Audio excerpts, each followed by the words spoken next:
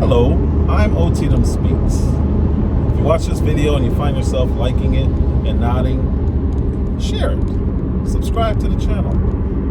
If you hate this video and you find yourself shaking your head, subscribe, share it. Either way, you can tell people how much you like it or hate it. And you'll be able to be upset while watching my videos as I smile through them, or you'll be happy watching my videos as I smile through them.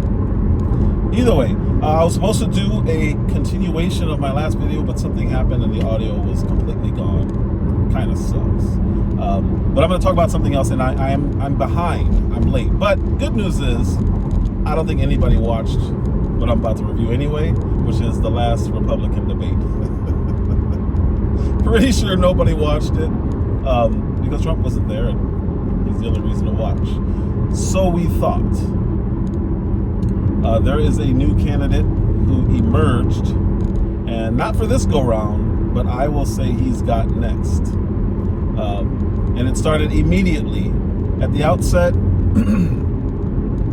they did all the opening speeches about why they would be the best president, or why they would be a better candidate than Trump. I think that's how they phrase it, of course.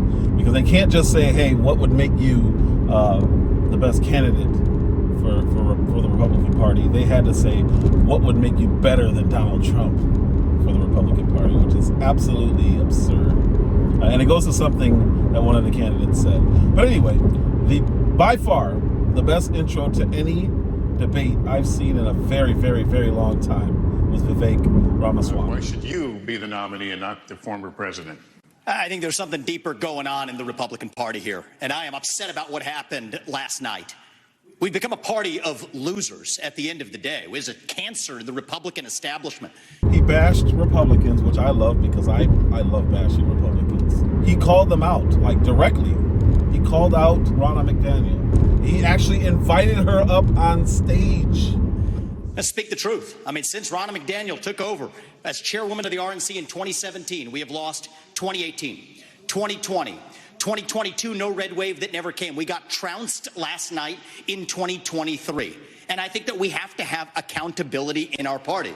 For that matter, Ron, if you want to come on stage tonight, you want to look the GOP voters in the eye and tell them you resign, I will yield my time to you. And frankly, look, the people there cheering for losing in the Republican Party. Another thing he did was he very, very, very clearly set out what his platform is. He's a solutions guy. He's a younger guy. He wants new blood in there. He doesn't want to keep going with these older candidates. End this farce that Joe Biden is going to be your nominee. We know he's not even the president of the United States. He's a puppet for the managerial class. So have the guts to step up and be honest about who you're actually going to put up so we can have an honest debate. Biden should step aside, end his candidacy now so we can see whether it's Newsom or Michelle Obama or whoever else. All right, just Mr. tell us the Ramaswamy, truth so we can have an honest debate. He did not do what I hoped he wouldn't do, and bash Trump. There's no need to do that. I don't care what the question is. And of course, DeSantis, Chris Christie, Nikki Haley, they all went, they took the bait and they bashed Trump. Okay, how are you going to get his supporters? By bashing him. I need you guys to think. These candidates are so bad that if they don't have someone in their ear advising them, they'll show you who they are. They will. Nikki Haley will scowl. I hate Vivek. She really doesn't like him because he lit her up. Rightfully so. Ron DeSantis will do this, and I will do this, and I did it in Florida. And one of the things I did, and Donald Trump has to answer for this. It's like, okay, whatever. And Donald Trump's a lot different guy than he was in 2016. He owes it to you to be on this stage and explain why he should get another chance. He should explain why he didn't have Mexico pay for the border wall. He should explain why he racked up so much debt. He should explain why he didn't drain the swamp. And he said Republicans were going to get tired of winning. Well, we saw last night, I'm sick of Republicans losing. In Florida, I showed how it's done. But what Vivek did was say, hey, the Republican Party is failing. We need new leadership. And I'm the guy. That's it. Nice and simple. Very simple. But the most important thing that he did to me was call out the media. Think about who's moderating this debate. This should be Tucker Carlson, Joe Rogan, and Elon Musk We'd have 10 times the viewership, asking questions that GOP primary voters actually care about and bringing more people into our party. Why do you have two liberals trying to gear all questions toward bashing each other and bashing Trump, when what they're really supposed to be doing is making a case to the American people for who they are, so we can choose if we want them or not? They're trying to get ratings. I get that. It's CNBC, MSNBC, whatever it is. It's an NBC product, so it's trash and it's leftist. But Vivek flipped it, and he asked a question. You think the Democrats, and we've got Kristen Welker here, do you think the Democrats would actually hire Greg Gutfeld to host a Democratic debate? They wouldn't do it. And so the fact of the matter is, I mean, Kristen, I'm going to use this time because this is actually about you in the media and the corrupt media establishment. Ask you, the Trump-Russia collusion hoax that you pushed on this network for years, was that real or was that Hillary Clinton made up disinformation? Answer the question. Go. Mr. Roberts. This is how we get our country back. We need accountability because this media rigged the 2016 election. They rigged the 2020 election with the Hunter Biden laptop story. Mr. Ramaswamy, and they're going to rig this election. Your time is up. Accountability. Let me turn to Governor Christie. Why you?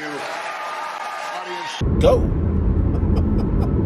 And she sat there smiling, but upset at the same time, like, I can't believe he's doing this to me. Because they weren't expecting that, right? They get that with Trump, and they know, okay, we got to be prepared for some kind of comeback with Donald Trump. But they weren't expecting it from him. And I loved it. It was great. And I like that he went after Nikki Haley, because she did go after him in the last debate about TikTok. So he said, hey, your daughter's on TikTok. Well, I want to laugh at why Nikki Haley didn't answer your question, which is about looking at families in the eye. In the last debate, she made fun of me for actually joining TikTok while her own daughter was actually using the app for a long time. So you might want to take care of your family first. Leave my before daughter preaching out to of your anybody else, voice. your adult daughter. The next generation of Americans are using, and that's actually the point. You have her supporters propping her up. That's fine. Here's the truth. You're just the easy scum. answer. You're just the easy scum. answer. You're just the easy scum. answer. They want to take care of your own house. Of course, everybody boo, boo, because this is Republicans and this is what they do. They think they're high and mighty and they can't take a shot.